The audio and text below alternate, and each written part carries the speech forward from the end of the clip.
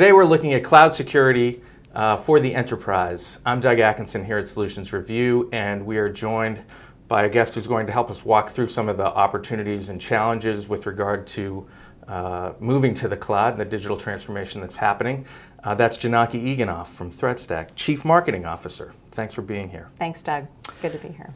Well, it's really quite an exciting time to be in this space, because ultimately we're talking about a digital transformation, and that means that there's a whole bunch of opportunities for the enterprise, but there's a lot of threats and challenges that come along with that. Can you talk a little bit with regard to migrating to the cloud for an enterprise, what's happening? Sure, absolutely. I think what we're seeing inside an enterprise is as they're going through digital transformation, responding to the opportunities in the market, they are moving towards more public cloud environments to help support their speed and innovation in creating applications, products, and solutions to meet market opportunity. But as part of that transformation, they're also finding that their infrastructure is also in transition. They're going from on-premise environments to investment in public cloud. And even as they invest in public cloud within a cloud infrastructure, the architectures are changing. Adoption is changing from just being host-level activity inside a cloud to the adoption of containers, container orchestration, and the like. And all of those changes require an investment in security first, just as they would have in a traditional on-premise environment where they protected a network or an application layer. Now they also have to consider how they embed security as part of that migration. Well, and it strikes me, because this is as much a cultural transformation as anything, that security has been a large part of what's holding folks back, because the enterprise is a vulnerable organization. What is it that you find within the enterprise that is the chief driver right now with regard to moving people to the cloud? I think a chief driver of moving into the cloud is, can they take a lot of the best practices they've done in building a DevOps culture in their current environment, and can they do that inside their new cloud infrastructure and their cloud environment? So can security solutions be part of a DevOps workflow that they may traditionally have? And how do they do that successfully, and how do they do that inside these cloud architectures? We are finding that finding the right talent to meet that is a very big challenge. Finding someone who understands security, understands operations and operational infrastructure and architecture, and also understanding DevOps are very hard to find. And so with that creates an opportunity, but a challenge for a lot of these businesses to either groom and recruit people inside the business or look externally from the business to support that migration with great security talent to meet the needs.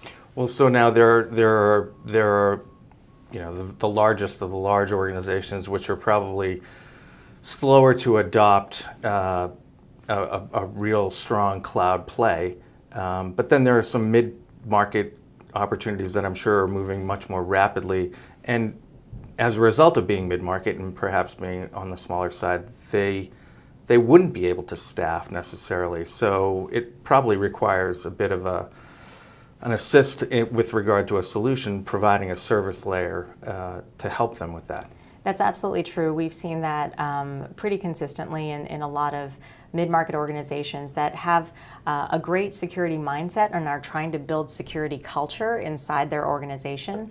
But in order to do that, they do need some assistance. Sometimes it's about mixing great security with great operations, and their operational culture is strong. They're trying to maintain availability and operational efficiency, but without sacrificing security. And in that way, ThreatStack has come into play with a lot of different folks inside the mid-market space as well as the larger enterprises to help create that bridge between security and operations by providing that deeper level insight, both with our technology as well as our services, to help monitor cloud security and cloud security operations across a business. So with regard to ThreatStack, you're a relatively young company. What was the opportunity that you saw when you joined ThreatStack recently, actually, but what is the opportunity for ThreatStack? I think it's pretty clear. The opportunity for ThreatStack is that as businesses are investing in the cloud, whether you're a cloud native business or you're a large enterprise migrating into cloud architectures, the pace that you want to move and the scale that you want to adopt to take all the benefits of the cloud require a deep level of security and insight. That's something that ThreatStack provides. We're able to look at continuous cloud monitoring and monitor and detect anomalous behavior throughout those environments, no matter how they change, no matter how infrastructures may change or how the availability might change for an organization. So with regard to a security solution around the cloud, it's a chicken and an egg concept to me. Are you finding that people spin up the cloud instance first and then realize, oh, we need a higher level of security, or do they bring them both together at the same time? It's often that they're spinning up the cloud first. I think most organizations are, when they think about where they want to focus, they want to focus on moving and innovating quickly. And that typically means infrastructure first. Build the infrastructure, get development teams and the business what they need to innovate as quickly as possible. Security is often the second thought, not the first thought. Though we have seen great cultures where security there's great security mindedness first. When we see organizations that are building rapidly in the cloud, it's often cloud first, security second. And so that's obviously a bit of a challenge for management, I would think. What do you who are you dealing with within the organization at that point, as you come in and start to allay some of those fears? I think one thing that is clear is inside an organization, the responsibility of security is often a baton that's passed to numerous people. If you don't have a dedicated security organization or you have a very limited security organization, often cloud security is an operation that's being managed by a DevOps team or someone within the engineering organization that's responsible for the operational efficiency and architecture of the cloud. So they're not necessarily security professionals, they are DevOps, SREs, and other professionals inside a business. And that's not to say that they aren't security minded, but that's not necessarily their day job that they're being asked to do. So security does come second, but I think with working with a lot of our customers today, we've noticed that we've been able to help embed security inside their day-to-day processes so that it's a frictionless opportunity for security and operations to work together. So with regard to friction and objection handling, where do you find, any kind of objections or friction with regard to this story? Because it strikes me as, kind of hand in glove with moving to the cloud. I think a lot of the friction that occurs with security inside an organization stems from what are the business requirements. Often a business requirement is to meet compliance standards or to meet a customer requirement in order to do business. And those requirements are often seen as a bottleneck for doing business in full. So security sometimes is seen as slowing down the business in the effort to meet those compliance standards. But this is also where if there's a great opportunity to embed security in your everyday workflows, in your DevOps processes, you'll find that friction is removed. So part of providing great cloud security is being able to embed and directly integrate into DevOps workflows that are part of an organization as they are today. And that includes the standards for compliance and the standards that might come up for a customer requirement. Well, I was going to ask you about that latter point. Where are you finding traction with regard to the types of organizations? Is it companies that are under compliance pressure, or is it just companies that just want to move quickly? I think it's both. A lot of companies that are trying to move quickly, they see the market opportunity to engage in the cloud with certain industries, financial services, healthcare, ad tech. There are a lot of different industries that are moving quickly to the cloud, and then there are the business and technology businesses that are supporting those industries in their move to the cloud. So fintech, health tech, ad tech are all examples of supporting industries that are supporting that migration of financial services companies, healthcare companies, and others into a cloud model.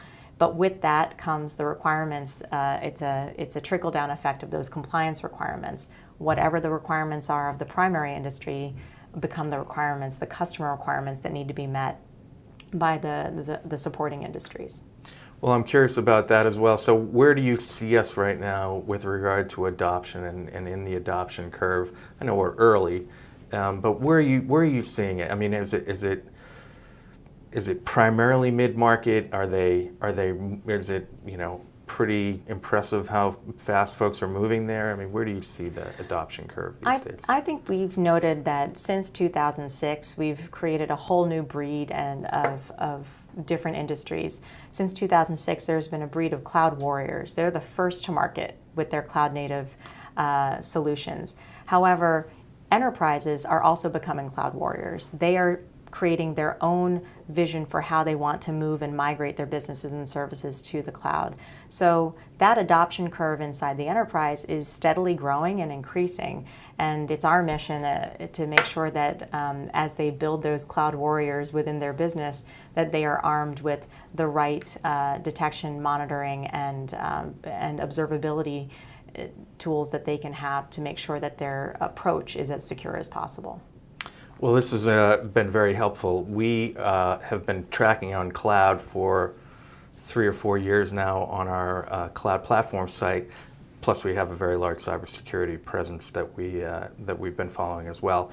We would encourage you to certainly check out ThreatStack and everything that they're doing with regard to cloud security. If you're moving to the cloud, if you're in the digital transformation, this is something obviously that is a have, and you need to look into it, and ThreatStack is certainly at the top of the list in terms of a solution provider to know. We would also encourage you to go to and check out all of our solutions review articles in our cloud site and our cybersecurity sites. Jonaki, thank you very much for being here. Thank you, Deb.